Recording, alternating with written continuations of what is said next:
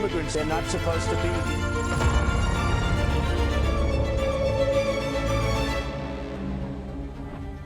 Lorenzo Salgado Araujo salió de casa muy temprano para trabajar y nunca más regresó.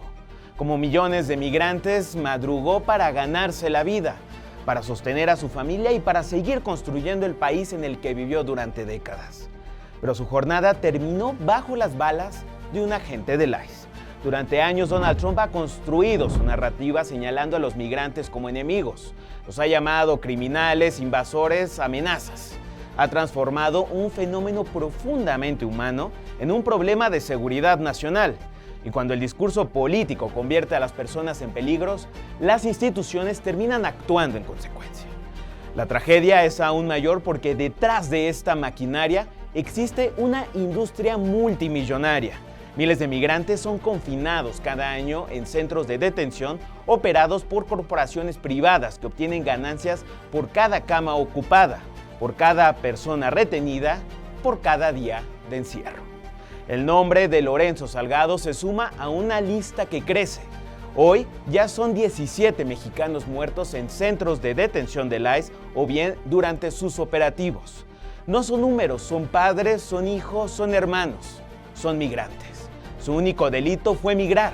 Su único pecado, salir a trabajar y ayudar a sostener la economía de un país que hoy le responde con miedo y violencia.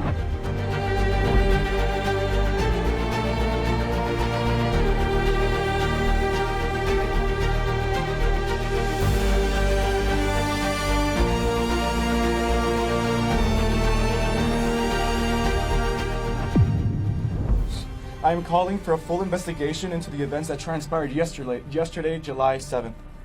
He did not deserve to die. He did not deserve to be reduced to a headline of Mexican man shot and killed by ICE.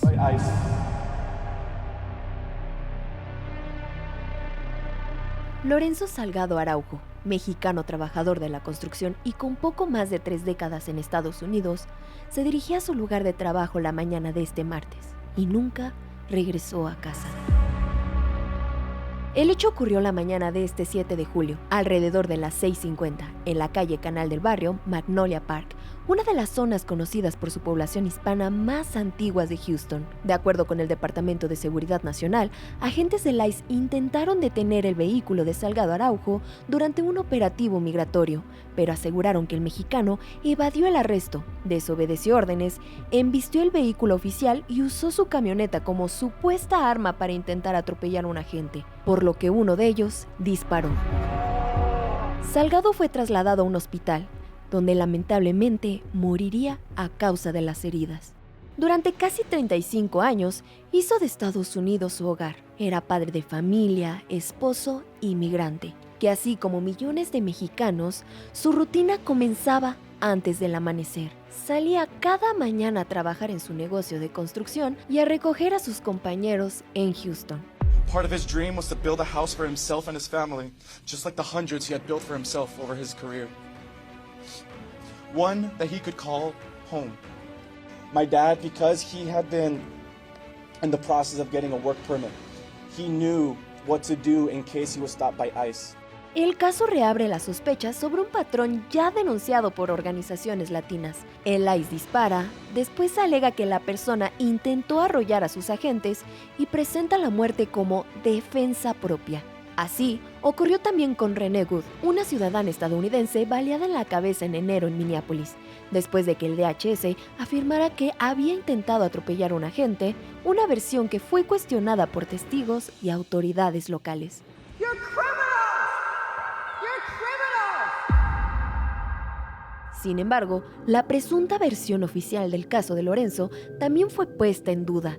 Vecinos del barrio aseguraron que vieron a varios hombres en el suelo y que uno de ellos gritaba que lo estaban matando. Videos difundidos en redes sociales mostraron que Salgado se encontraba sometido junto a una camioneta blanca, una imagen que no permitía confirmar la supuesta embestida señalada por el ICE. Contrario a la máxima del ICE sobre la detención de lo peor, Lorenzo Salgado no tenía antecedentes penales, sumando con él 17 mexicanos fallecidos en hechos vinculados al ICE desde el regreso de Donald Trump a la Casa Blanca. El congresista Christian D. Menifee también exigió justicia al advertir que Houston es una ciudad construida por migrantes y que las comunidades indocumentadas no deben vivir entre el miedo, la intimidación y la fuerza letal.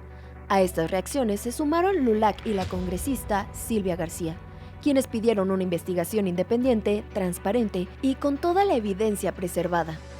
Mientras el DHS y el FBI investigan el caso desde la versión de una posible agresión a un agente federal, la familia de Lorenzo y la comunidad de Magnolia Park exigen que la muerte no quede reducida a otro simple comunicado oficial.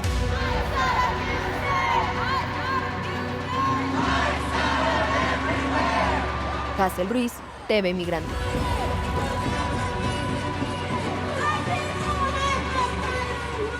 Y justamente para hablar de esto me da muchísimo gusto enlazarme con Víctor Gómez, sobrino de Lorenzo Salgado. ¿Qué tal? Bienvenido, Víctor, a TV Migrante Informa.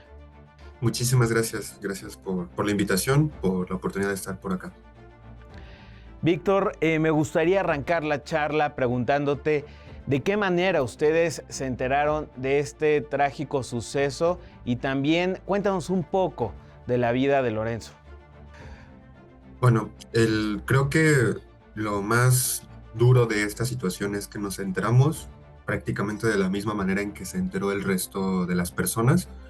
Rolando lo dijo muy claramente en la conferencia de prensa que mencionó el día de ayer, en donde tras haberse enterado que había una redada en la calle Canal, muy cerca de su casa, pues sabía que era la ruta de su papá y se dirigió a la zona, estaba cerca y fue, pero no tuvo oportunidad, no se le permitió, más que no tuvo oportunidad, no se le permitió que pudiera identificar a su papá,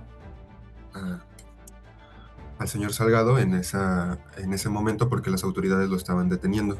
Se tuvo que enterar finalmente a través de redes sociales, a través de videos y por mensajes de organizaciones civiles. Entonces, prácticamente nos enteramos de manera simultánea, por así decirlo, y pues por el rebote mediático. Mira, aquí la realidad, y voy a ser completamente franco, yo voy apenas a cumplir 30 años y Lorenzo tenía más de 35 años viviendo en Estados Unidos en una situación irregular. Entonces, con sinceridad, no había habido un acercamiento tan íntimo, porque precisamente no venía a México. Se fue a los 17 años, él era originario de una comunidad al sur del Estado de México que se llama Tlatlaya, y desde sus 17 años se fue junto con sus hermanos a trabajar a Estados Unidos, y durante esos 35 años no se metió en problemas, levantó su casa, se hizo de su patrimonio, sus hijos fueron a la universidad, nacieron allá sus hijos.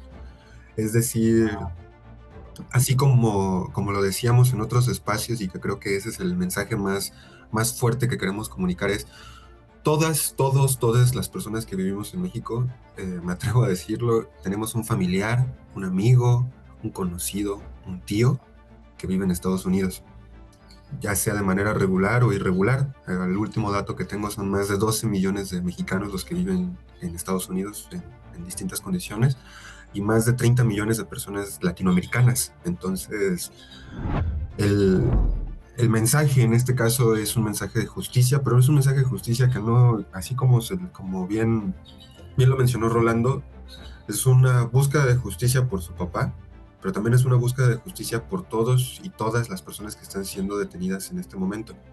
Que así como se dio también a conocer en la conferencia de prensa, pues Lorenzo no viajaba solo, iba en su camioneta con su cuadrilla, con sus otros 3 compañeros que en este momento se encuentran todavía detenidos en las instalaciones de ICE. Entonces, pues sabemos, en función de esta terrible noticia que también ha dado a relucir, pues que otras 17 personas han sido asesinadas en este contexto en estas últimas semanas, meses, ya sea en detenciones o ya en las cárceles propiamente de ICE.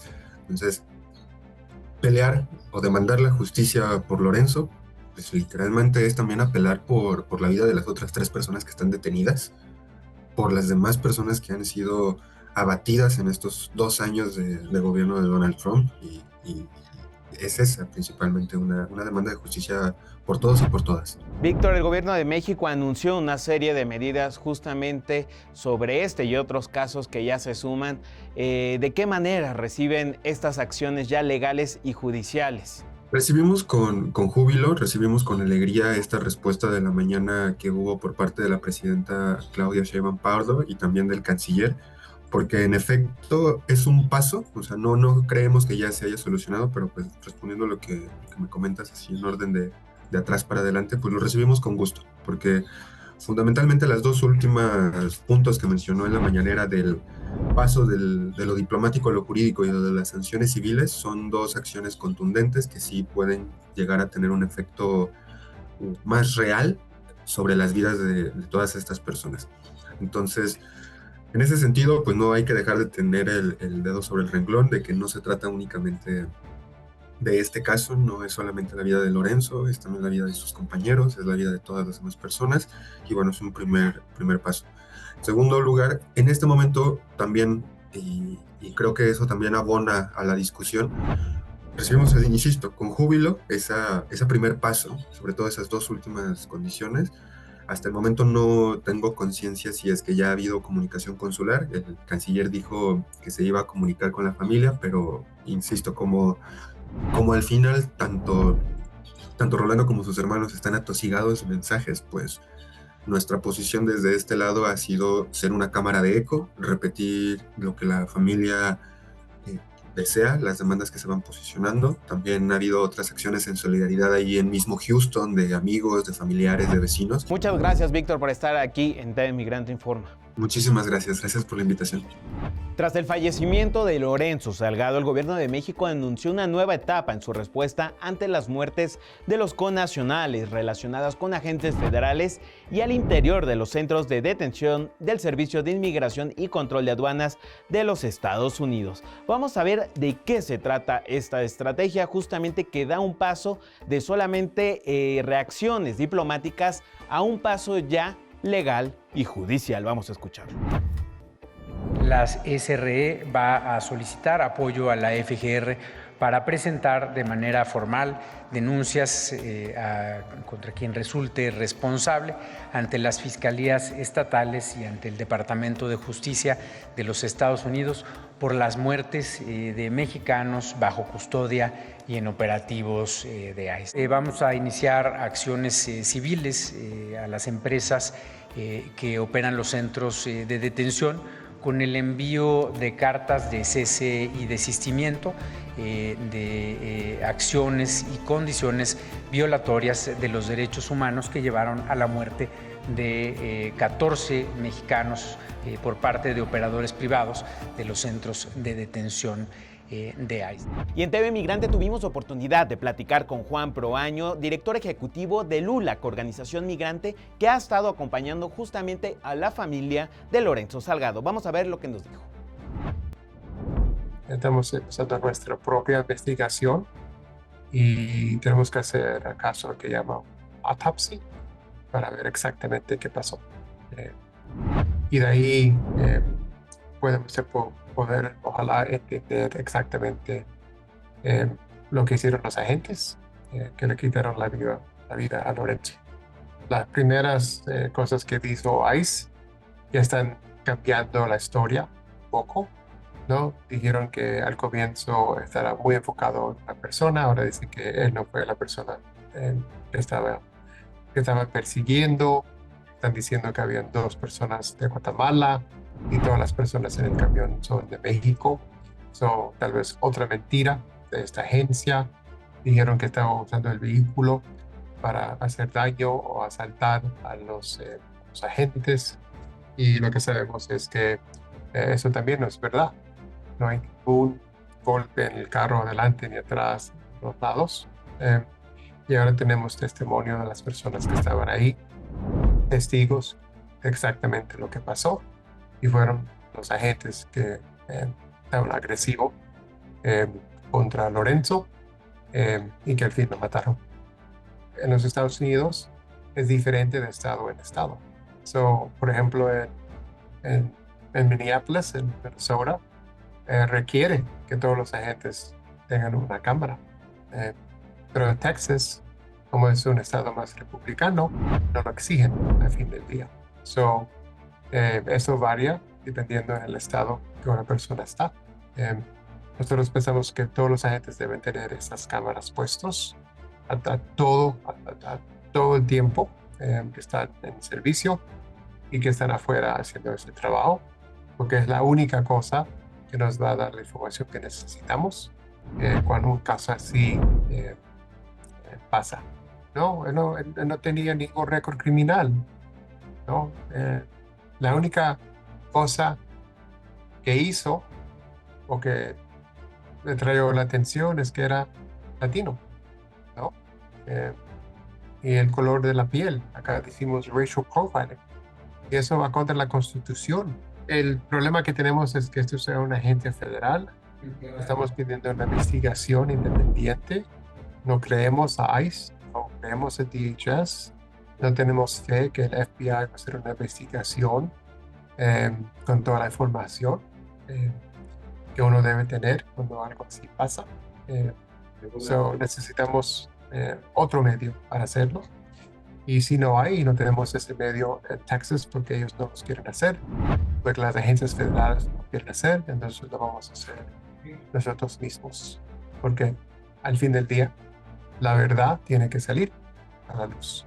Bueno, LULAC es una organización enfocada en los derechos civiles de latinos y me da mucha pena que nos encontramos una vez más en una posición donde un latino, una buena persona, una persona de fe, una persona de familia, ha perdido su vida. Lo hemos visto con Vanessa Guillen, por ejemplo. Lo hemos visto con los niños de Uvalde que murieron también. En El Paso, cuando el señor fue al Walmart y disparó mexicanos, americanos, latinoamericanos igual. Y la única cosa que esas personas hicieron es ser latino. El gobierno de los Estados Unidos al mismo tiempo continúa ampliando su infraestructura para las deportaciones masivas. Entre agosto y septiembre prevé poner en marcha un nuevo centro en Alexandria, Luisiana, destinado a recibir familias y menores que ingresaron al país sin la compañía de un adulto, antes de su traslado o bien su deportación. El espacio funcionará en una antigua base militar cercana al aeropuerto de Alexandria, uno de los principales puntos de salida de vuelos de deportación. Aunque el ICE lo define como una instalación de tránsito, organizaciones defensoras de migrantes advierten que los retenidos podrían permanecer más tiempo del previsto. A esta expansión se suma la compra de 2 centros de detención en California, para la cual el Departamento de Seguridad Nacional destinó $1.500 millones. El Departamento de Seguridad Nacional también aseguró que la adquisición supuestamente fortalece la capacidad del ICE en California, donde ha enfrentado restricciones para mantener a personas bajo custodia. Un análisis de la cadena CBS reveló que al menos 15 de los 45 centros de detención del Servicio de Inmigración y Control de Aduanas de los Estados Unidos, con capacidad para más de 500 personas, no han sido inspeccionados en el último año. Esto pese a diversas denuncias de diversas irregularidades. La revisión también identificó 5 instalaciones sin registro alguno de inspecciones y señaló que el centro conocido como Alligator Alcatraz en Florida no fue evaluado por el ICE debido a su cierre a finales de junio. Entre los casos destaca el Florence Correctional Center de Arizona, inspeccionado por última vez en diciembre de 2024, así como el Golden State Annex en California, que no ha sido revisado desde enero de 2025 a pesar de las diversas denuncias de negligencia presentadas por personas detenidas.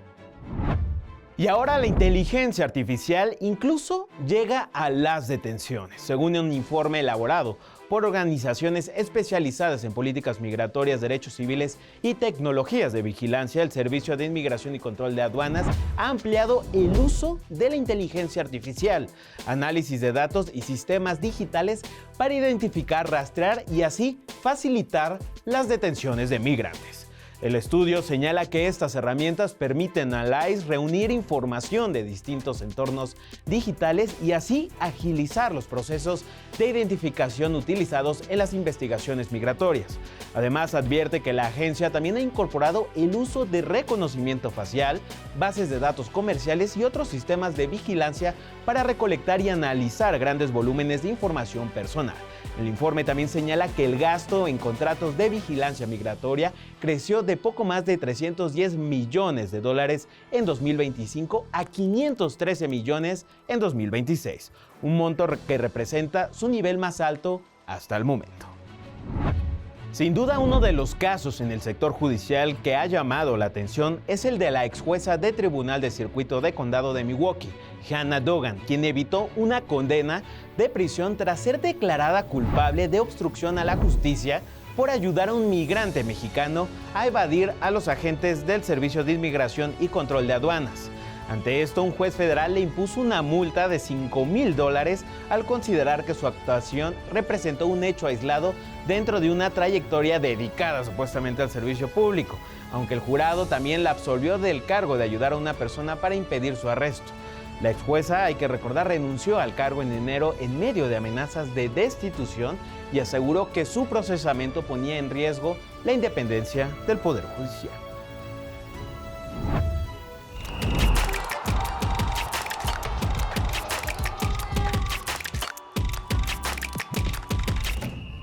Lo que debería ser una celebración de encuentro y diversidad por la pasión del fútbol se ha visto ensombrecido por una ola de racismo que persiste en las gradas de algunos de los estadios que actualmente albergan la Copa del Mundo. La FIFA asegura estar combatiendo este tipo de violencia en el torneo. Sin embargo, las denuncias dentro y fuera de la cancha crecen contra la parcialidad de sus dirigentes. Vamos a ver.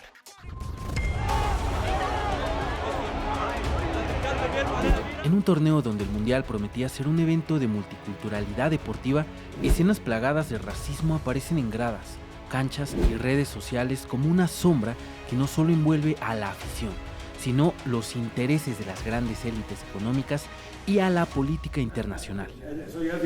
En días recientes, una aficionada argentina agredió al streamer estadounidense Darren Jason Watkins, iShowSpeed, durante el encuentro entre la albiceleste y Cabo Verde el pasado 3 de julio en Miami. Días después, durante el partido entre Argentina y Egipto, el joven de 21 años, con más de 50 millones de suscriptores en YouTube, volvió a ser blanco de gestos intimidatorios e insultos mientras recorría las tribunas del Estadio Atlanta. Los incidentes motivaron la apertura de una investigación de la FIFA y reavivaron el debate sobre el racismo y la eficacia de sus protocolos antidiscriminatorios. El mismo encuentro estuvo marcado por la activación del protocolo antirracista por parte del técnico de Egipto, Hossam Hassan, tras denunciar insultos desde las gradas. Los incidentes ocurren en un momento especialmente delicado para la FIFA, cuya política de tolerancia cero contra el racismo, aprobada por sus 211 federaciones de fútbol, contempla suspender partidos, promover acciones penales e impulsar medidas educativas. En la práctica, no obstante, los encuentros continúan en medio de un negocio millonario impulsado por la publicidad, lo que ha puesto en duda la parcialidad del organismo. A la par, persisten los llamados a la renuncia del presidente de la FIFA, Gianni Infantino, por su cercanía con el presidente estadounidense Donald Trump. También se cuestiona la incorporación de Ivanka Trump a la junta directiva del Fondo FIFA Global Citizen como consejera de proyectos educativos financiados en parte con la venta de boletos del Mundial. En los últimos días también cobró fuerza el caso del delantero francés Kylian Mbappé, quien condenó los comentarios racistas de la senadora paraguaya Celeste Amarilla tras la eliminación de su selección. Y no me subestimes, Mbappé. Yo te puedo querellar, contratar a un abogado y te van a decir que yo sí te puedo ganar. Violencia de género, violencia política contra la mujer.